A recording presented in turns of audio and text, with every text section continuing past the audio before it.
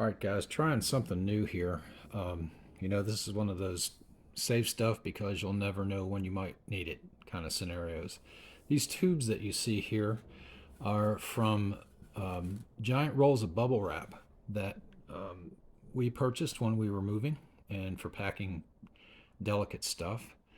And they're about, I don't know, a little taller than a foot, maybe. 11, no, I guess that would be shorter than the foot, maybe 13, 14 inches tall. And they are just a little bit bigger than 3 inches in diameter. And I thought they would make great grain silos for the layout. But, you got the problem here because they have the seam in them. So what I was kind of pondering one day was, boy, it'd be great if you could find some adhesive kind of wrap. Like, I was thinking drawer liner. You know how that stuff that you can put in the bottom of kitchen drawers that your mom used to use years ago. That was kind of had a sticky backing on it. And so I was nosing around the Michaels the other day, I think it was, and I found a roll of this green adhesive wrap here.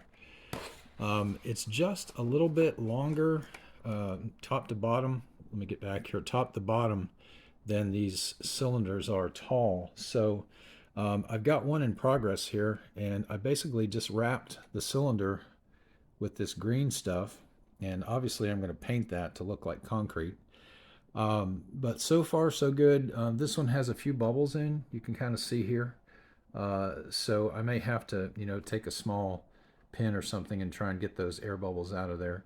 But I'm pleased with it so far. And what I've done for the top, which you can't see because the top is gluing down here on the bottom, these little foam plates or foam bowls that you can get, for cereal and that kind of thing.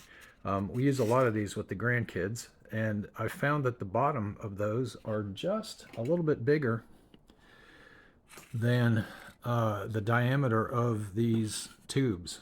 So what I've done on the first one, a little bit trial and error, is I have it glued at the bottom, but I've cut the bottom out of these things just a little bit bigger, obviously, than the cylinder. So what I'm going to do is glue them, and then once they're glued, go around with a hobby knife and trim off the excess.